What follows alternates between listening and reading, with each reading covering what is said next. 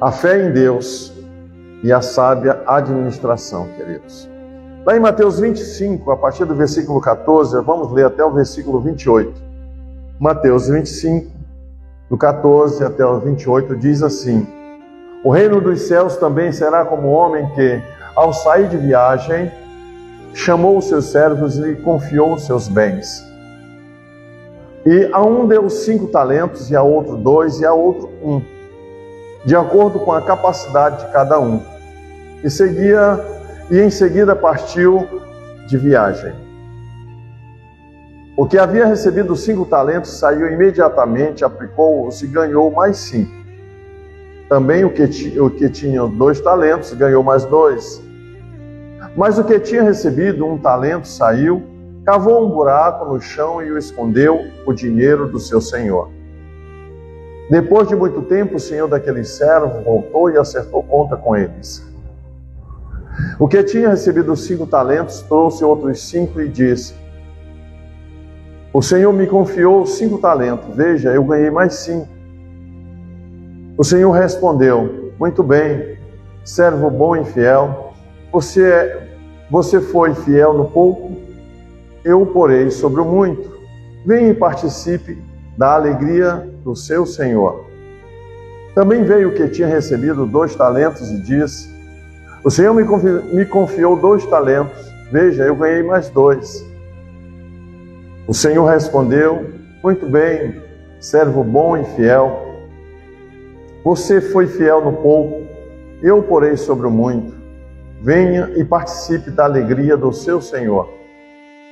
Por fim veio o que tinha recebido 1 talento e disse: eu sabia que o senhor é um homem severo, que colhe onde não plantou e ajunta onde não semeou.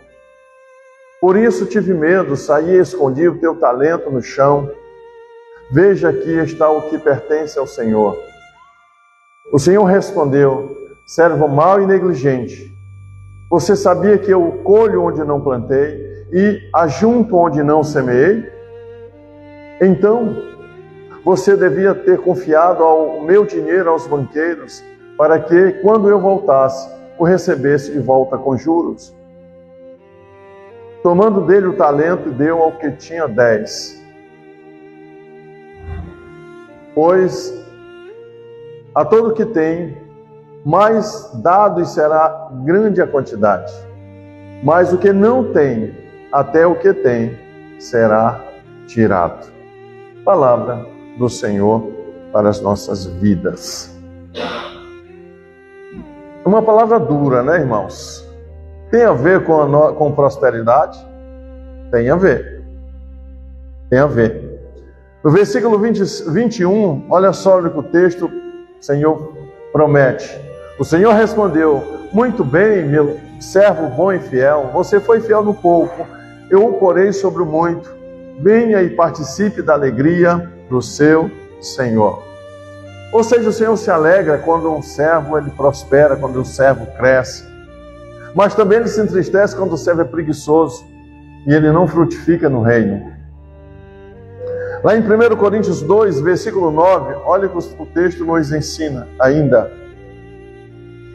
Todavia, como está escrito, nem o olho viu, nem o ouvido ouviu, e coração nenhum concebeu o que Deus preparou para aqueles que o amam. Então Deus tem algo muito grande para cada um de nós. O amor de Deus é a chave poderosa para a sua prosperidade. O seu relacionamento com Deus é a chave para a sua prosperidade em todas as áreas de sua vida e de nossas vidas. Ame mais a Deus do que ao dinheiro. Deus é um abençoador em abundância. Jesus mesmo, ele garantiu que ele veio para que tivéssemos vida e a tivéssemos em abundância. Então ele quer nos abençoar e quer que vivamos biblicamente prósperos em todas as áreas de nossas vidas, sem exceção. Ele é o bom pai e ele deseja o melhor para os seus filhos, assim como nós, como pais, desejamos o melhor para os nossos filhos. Quando reconhecemos essa verdade e escolhemos viver como os filhos de Deus, legítimos, em relacionamento íntimo com Ele e cheio de confiança, nossa trajetória é mudada para a vitória. Aleluia. Não tem como não prosperarmos, não tem como não vivermos diferente. Nossa identidade não está no que realizamos, mas no que Cristo já realizou por nós. Foi Ele que nos reconciliou com o Pai, foi Ele que nos levou direto ao trono da graça. Diante de tamanho amor e confiança, Deus deposita em cada um de nós esse grande amor, essa confiança que precisamos. Então precisamos refletir, amados. Estamos vivendo uma vida que demonstra nossa confiança e amor por Cristo, por Ele? Ter a consciência de que somos abençoados não apenas com recursos materiais, mas também, especialmente com a dádiva da vida eterna. Se eu tenho a certeza da salvação na minha vida, as demais coisas são simples e vão ser acrescentadas. Então, amados, essa certeza deve nos fazer compreender que tudo que somos e possuímos vem dele, provém dele, do nosso Deus. Nossa fidelidade e boa mordomia do que tem sido colocado em nossas mãos precisam ser pautada nesta convicção, não nos nossos próprios achismos. Então, amados, prosperidade não se resume apenas nos dinheiros, bens ou a um bom planejamento financeiro. Ela começa no coração e revela o modo como administramos o que Deus nos confiou. E o que Ele nos confiou? Nosso tempo, nossos talentos, nossos recursos, relacionamentos e até as nossas oportunidades que Ele tem dado para a gente. Você tem a oportunidade todo dia de glorificar o nome do Senhor. Podemos conhecer muitas pessoas bem-sucedidas nos parâmetros do mundo, mas o nosso parâmetro não é o mundo, é o céu. É aquilo que o Senhor preparou para os seus filhos. Muito além de bons administradores de nossos recursos, precisamos ser administradores fiéis, de disciplina, de caráter e de fé, cujos frutos evidenciam a bondade e o poder de Deus na nossa história. Todos nós temos uma história registrada, amados, e está no livro das obras. E um dia nos encontraremos com o Criador e vamos prestar contas com Ele. Não tem outro jeito. Dizem por aí que todos os caminhos levam a Deus. Realmente, todos os caminhos vão levar ao tribunal de Cristo. Mas nem todos os caminhos vai conduzir você à plenitude de Deus e ao céu que nos espera. Então, amados, para realizar uma administração fiel e multiplicadora de recursos, então seja um dizimista e ofertante fiel. Não adianta dizimar pela metade, não adianta ofertar pela metade. Lá em Malaquias 3, versículo 10, olha o que o texto nos ensina. Tragam o dízimo todo ao depósito do templo, para que haja mantimento na minha casa. Ponham-me à prova nisto, diz o Senhor dos Exércitos, e veja se não vou abrir as comportas dos céus e derramar sobre vocês tantas bênçãos que não terão onde guardá-las. Olha só, amado, a medida nossa para com Deus é 10%. Mas a medida de Deus para nós ele diz assim, de tantas bênçãos que não terão onde guardá-las. Não tem medida para a bênção de Deus em nossas vidas, para aqueles que são fiéis. O dízimo é apenas uma 10ª, é um princípio de adoração, é um princípio de confiança naquele que prometeu nos suprir todas as nossas necessidades. E ao entregá-lo, reconhecemos que tudo vem dele e reconhecemos a proteção dos 90% que ele nos permite administrar. Quer dizer só uma coisa para você. O inimigo está interessado só em 10%, a parte de Deus, dos teus ganhos. Quando você é infiel, automaticamente você já coloca os 90 na mão do inimigo, para ele que administre. Quando você entrega 10% ao Senhor, quando você devolve, Ele garante a proteção. Se você continuar lendo, Ele vai dizer: por vossa causa repreenderei o devorador, o destruidor, para que não consuma a vossa vida, ou seja, as vossas finanças. Quantos de nós, amados, têm passado dias difíceis por falta de fidelidade? Muitas vezes retém aquilo que é do Senhor, da obra do Senhor, aí o devorador vai lá e destrói carro, destrói família, destrói outras coisas, até sonhos e planos.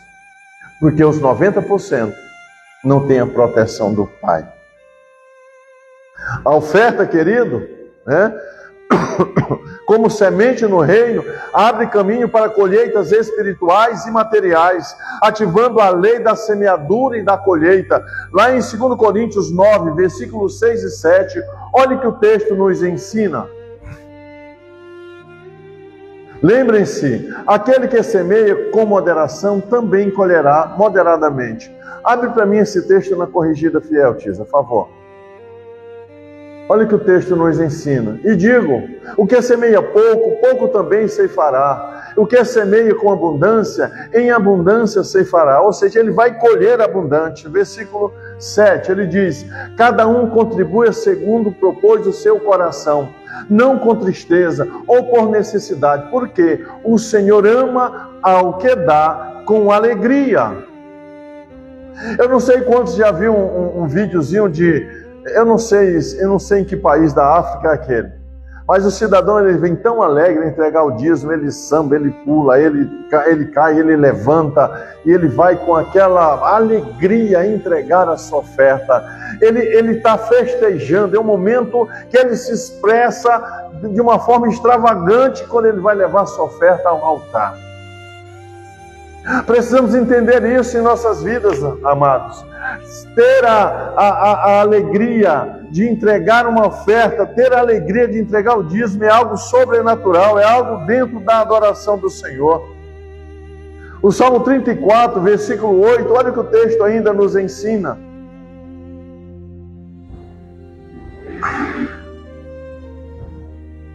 Provem e vejam como o Senhor é bom. E ele completa, o salmista: bem-aventurado o homem que nele se refugia. Provem ele. Se você não tem tido essa experiência ainda com o Senhor, prova o Senhor nas finanças. Seja fiel, mas seja fiel mesmo. Você vai ver o que Deus vai fazer na sua vida. Em segundo lugar, querido, para realizar uma administração fiel e multiplicadora de recursos, segundo, planeje com sabedoria o seu orçamento. Não adianta fazer de qualquer jeito. Vai, compra aqui, compra ali. Ah, tem cartão, eu parcelo de 10 vezes. Parcela. Ah, não, eu vou fazer agora um empréstimo. Empresta. Aí, quando chega no final do mês, já está comprometida a renda. Lucas 14, 28 ao 30. Lucas 14, 28 ao 30 diz o seguinte: qual de vocês, se quiser construir uma torre, não senta primeiro para calcular o preço e verificar se tem dinheiro suficiente para completá-la? Pois, se lançar o alicerce e não for capaz de terminá-la, todos os que a virem zombarão dele, dizendo: este homem começou a construir e não foi capaz de terminar. Olha a preocupação do Senhor para conosco. Deus quer que seus filhos sejam honrados, não envergonhados. Então precisamos colocar diante do Senhor. Passamos aí uns 60 dias falando sobre finanças aqui na quarta-feira. Poucos se interessaram. Poucos. E é interessante que aqueles que não se interessam, que mais têm dificuldade de administrar as finanças. Planejar antes de agir perante os nossos projetos, amados, garante que sejam construídos, evitando desperdícios e riscos. Você sabe por que muita gente não viaja no final do ano? Para dar uma descansada na cabeça, na mente? Porque não planeja, não se prepara, não coloca os recursos necessários para aquele projeto. Esse princípio espiritual se aplica à vida como um todo. Então, planeje, calcule, avalie, honrando sempre o nome do Senhor em tudo. Saiba, amado, lembra que a palavra nos diz: tudo que ligarmos na terra será ligado nos céus. Liga as tuas finanças, liga teus projetos, liga teus sonhos, liga teus planos, liga tudo aquilo que Deus colocou nas tuas mãos. Jesus nos ensina que o planejamento também é uma atividade espiritual. Cuidado com o desperdício, cuidado com a ostentação, cuidado com a vaidade no processo. Tem gente que ganha um salário mínimo, irmãos, tem um iPhone de 5, 6 mil reais. Isso é ostentação, irmão. Vocês conhecem alguém assim? Só eu conheço? Bom, aqui nessa igreja não tem, graças a Deus. Todos são bem centrados, planejados, né? Não tem vaidade, não tem ostentação. Terceiro lugar, amados, esteja atento às oportunidades que Deus coloca na sua frente. Olha só, Deus é um Deus de oportunidades. Lá em Mateus 25, 14 e 15, olha o que o texto nos ensina. Mateus 25, 14 e 15. Diz assim, olha: o reino de Deus também será como o homem que, ao sair de viagem, chamou os seus servos e lhe confiou os seus bens. A um deu 5 talentos, a outro 2 e a outro deu 1, de acordo com a capacidade de cada um. E em seguida partiu de viagem. Cada oportunidade que Deus coloca em nossas mãos é um chamado para multiplicar e honrar o seu nome. Cada oportunidade, cada porta aberta, cada hora que Deus abre aquela porta, Ele está te chamando.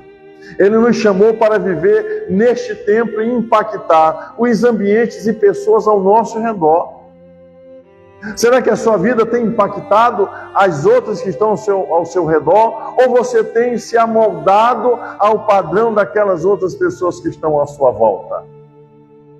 O apóstolo Paulo diz que não devemos nos amoldar aos costumes desse século, mas experimentar a renovação do nosso entendimento. Precisamos entender isso, irmãos. Cada oportunidade é uma chance, é um momento que Deus coloca na sua frente para que você cresça, para que você prospere. Alguém já disse que a oportunidade é como a água do rio, ela não volta para o mesmo lugar 2 vezes. E você precisa aproveitar a oportunidade. Vocês lembram do cego de Jericó? Timeu, Baste, filho de Timeu. Era a última vez que Jesus passaria por Jerusalém. E a Bíblia diz que Jesus vai entrando e uma multidão vem à sua volta. E quando aquele jovem, Bartimeu, ele ouve que era Jesus, ele estava mendigando, ele deixa a capa e ele sai gritando: Jesus, filho de Davi, tem misericórdia de mim. Era a última vez que Jesus passaria por aquela cidade. E ele não perde a oportunidade. É Jesus, eu vou querer a minha visão, eu vou atrás do meu milagre, eu vou em busca daquilo que pode mudar a minha história, a minha existência.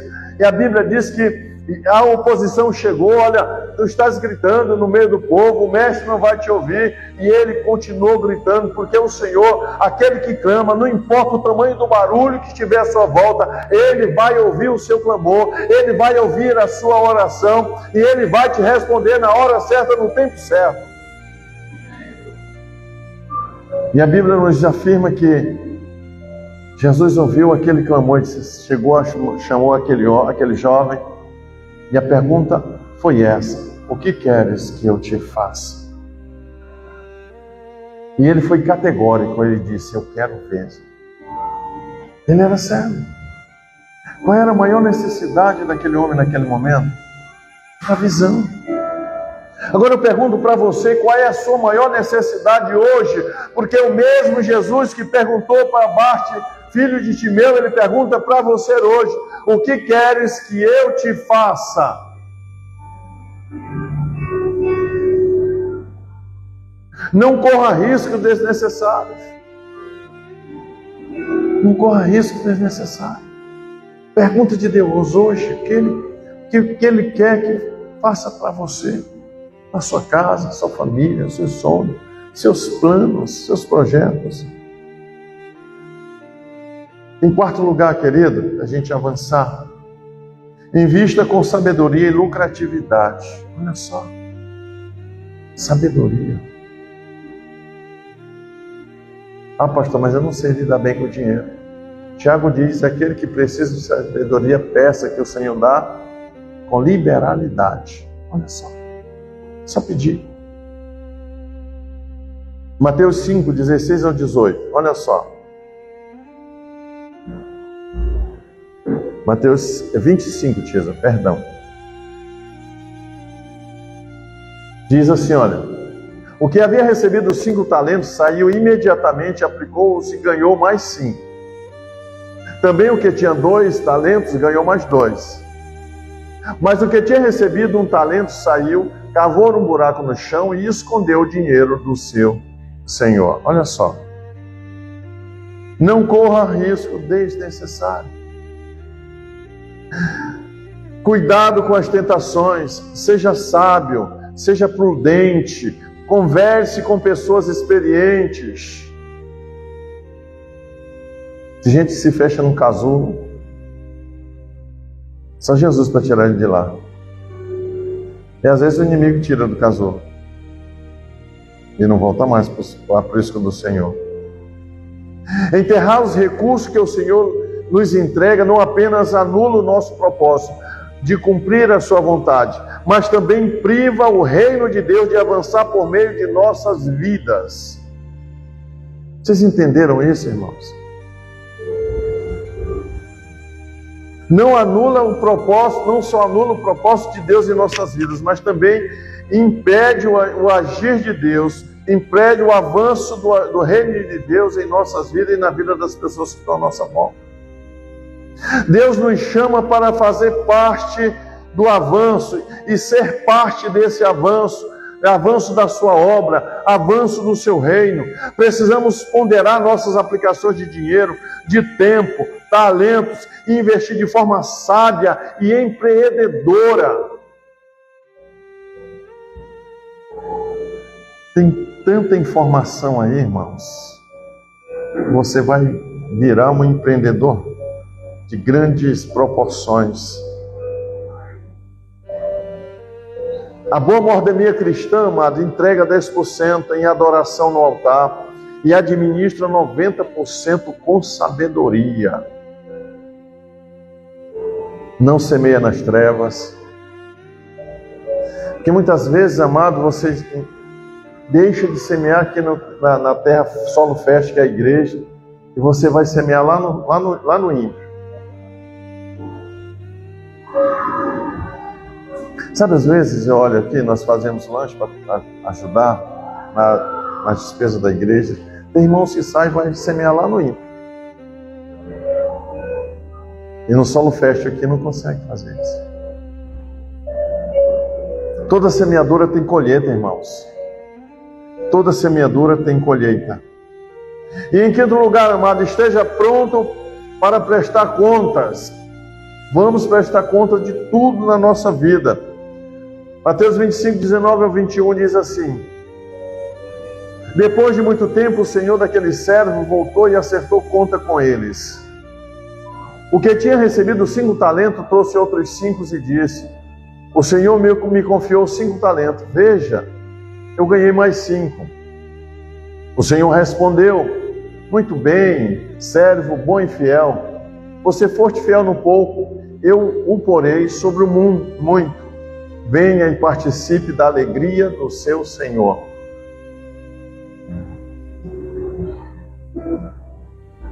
Entende?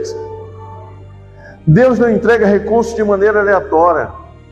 Se você está tendo a oportunidade de receber esse recurso, é porque Ele quer te abençoar, Ele quer mudar a tua história. Ele avalia o coração, Ele avalia o caráter, Ele avalia a maturidade espiritual de cada um dos seus filhos. Eu tenho dito aqui e vou afirmar, amado, tem gente aqui que não ganhou muito dinheiro, porque no dia que ganhar muito dinheiro não vem mais na casa do Senhor. Não vem mais. Porque o coração não está realmente no trono da graça. Está no dinheiro. Prestar contas do que temos recebido é parte de uma postura de integridade e lealdade. O bom investimento honra ao Senhor, e o desperdício, o desvio do que Ele nos confiou, ofende e fere o seu nome, e fere também o seu propósito em nossas vidas. Você precisa prestar contas, você precisa ser honesto com o Senhor, recolher os seus impostos, não recorrer a agiotas. Eu vejo muitos cristãos aí recorrendo a agiotas. Já vi gente cristão sendo ameaçado porque não pagou. Nunca se esqueça do princípio da lei da semeadura. Não se deixe enganar. De Deus não se zomba, pois o que semear, isso também colherá. Está lá em Gálatas 6, versículo 7. De Deus não se zomba. Tudo pertence ao Senhor, inclusive tudo que você possui. A gente tinha um carro que tinha 15 anos, era um adolescente. Era um adolescente, um carro de 15 anos. Eles estão rindo, mas o negócio é sério. E chegou um momento que eu comecei a dizer: Senhor, sou fiel nos dízimos, sou fiel nas ofertas, eu prenicio na tua casa, eu frutifico no teu reino. Quantas almas tem aqui nessa igreja que eu ganhei para o teu reino? Eu capacito os teus filhos a serem melhores discípulos teus. Por que tu queres que o teu servo ande com um carro velho desse? Eu comecei a perguntar de Deus. Por que tu queres que o teu servo e a família dele anda com um carro velho, todo batido, que foi até apelidado de dálmata? Foi. Eu comecei a perguntar de Deus. E começamos a orar. Começamos a buscar no Senhor a resposta. Aí vem alguém e bate nas nossas costas e diz assim: olha, vamos trocar o carro de vocês. Ai, não, a gente não pode. Olha só a mentalidade de pobreza, de miséria. Não, a gente não pode. A gente não tem um emprego que nos garanta. Nós falamos quarta-feira sobre esse espírito de miséria. E aquele espírito de miséria estava me atacando naquele momento, a mim e minha família. Aí foi quando o Senhor falou para mim o seguinte: o ímpio que não tem o meu espírito confia mais em você do que você em mim. Eu repreendi aquele espírito de miséria naquela hora em minha família. Aí conversei com Leda, aí conversamos com outra pessoa, disse: vai lá, mana, pega aquele mais simplesinho, aquele mais basiquinho, sem ar-condicionado, sem nada. Pega aquele mais miserávelzinho. Foi assim ou não foi, irmã Leda? Estou contando o que eu vivi, irmãos. Aí a irmã Leda disse: não, se Deus está dizendo que vai me dar um carro, eu quero, com ar-condicionado, com trava elétrica, com vidro elétrico, direção hidráulica e tudo mais que eu tiver direito. E nós fomos lá na concessionária escolher o carro. Senhor, nós queremos um carro utilitário, cabine dupla, que é porque nosso bebê tem que dar segurança atrás. E assim se fez, irmãos. A pessoa olhou para nós e disse assim: menino, vocês pagam R$1.000 de prestação tranquilo? Aí caiu a ficha. O espírito de miséria teve que bater em retirada, porque o Espírito Santo de Deus começou a operar em nossas vidas. A oportunidade foi colocada diante do Senhor. Aquilo que eu disse para o Senhor lá no altar, eu disse: Senhor, eu não aceito esse espírito de miséria na minha vida, nem na minha casa, nem na minha família.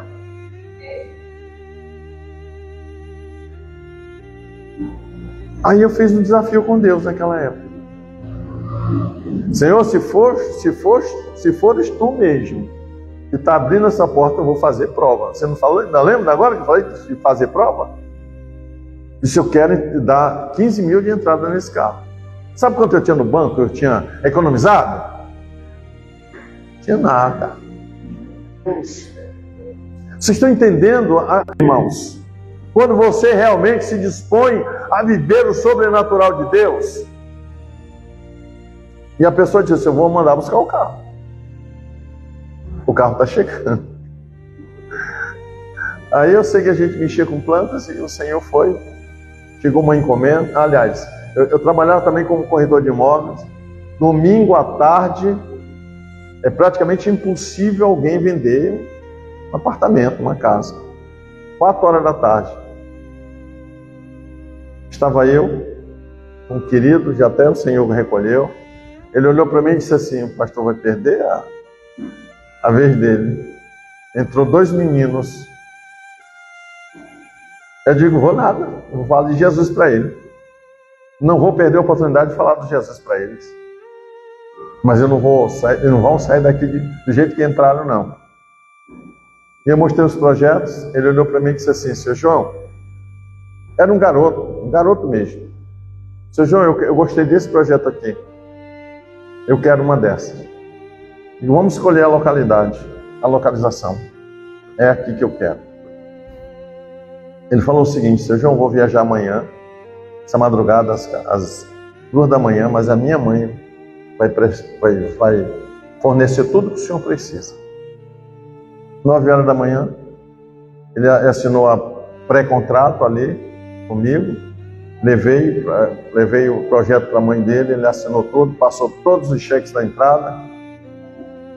Poucos dias cheguei com um cheque com a irmã Leira, disse, irmã Leira, só falta 10. E tinha entrado 5 mil reais na minha mão. Nós mexemos com plantas também, aí chegou um pedido. E irmã Leda, tem mais 4.500 aqui, só está faltando 5.500. Semana seguinte, tem mais outro pedido, entreguei mais 1.500 reais aqui, irmã Leda, está faltando só 4.500 reais.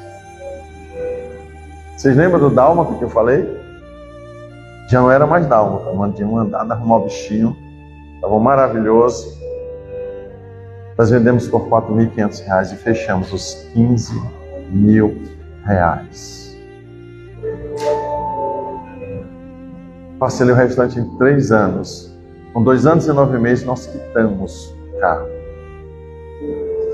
Por que eu estou contando essa história, irmãos? Porque muitas vezes o espírito de miséria toma conta da nossa vida, dos nossos sonhos, dos nossos planos, e não conseguimos avançar. Então hoje eu quero desafiar a você a dar um passo de fé em direção ao Senhor, a confiar nele, a confiar as suas finanças, a confiar o seu futuro, os seus projetos, seus sonhos, mas com fidelidade. Isso aconteceu comigo, irmãos, e com a minha família. E a gente escolheu lá, eu quero esse carro aqui, na cor X, assim, assim, assim. E foi exatamente como a gente tinha pedido do Senhor. Amados, eu tinha um monte de coisa ainda para falar para vocês, mas eu quero parar bem aqui. Eu quero orar com vocês. Eu quero desafiar a vocês a dar um passo de fé nessa noite. Porque nós desafiamos o ministério de intercessão há um tempo atrás. E nós temos visto o que Deus tem feito na vida dessas mulheres. Então hoje eu quero trabalhar, eu quero fazer esse desafio para você, igreja. Vamos ficar de pé. Nós vamos levantar um clamor nessa noite. Entenda, tudo tem a ver com fidelidade e uma boa administração. Isso pode nos preparar para a multiplicação. Quero saber se você quer fazer essa multiplicação financeira na sua vida. Lá no livro de Provérbios, capítulo 3, versículo 9 e 10, abre para mim, por favor. Diz assim, Provérbios 3,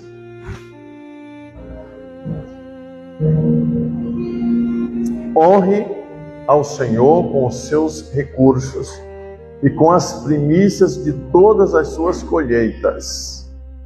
E os seus celeiros ficarão plenamente cheios, e os seus lagares transbordarão de vinho. Viver uma administração fiel e multiplicadora é reconhecer que tudo o que temos vem do Senhor e que Ele nos chama a investir com sabedoria, com generosidade e com responsabilidade. Que possamos, portanto, amados, ser mordomos, prudentes, diligentes, generosos, conscientes de que cada recurso é um talento confiado a nós e ele tem um propósito e tem um valor eterno.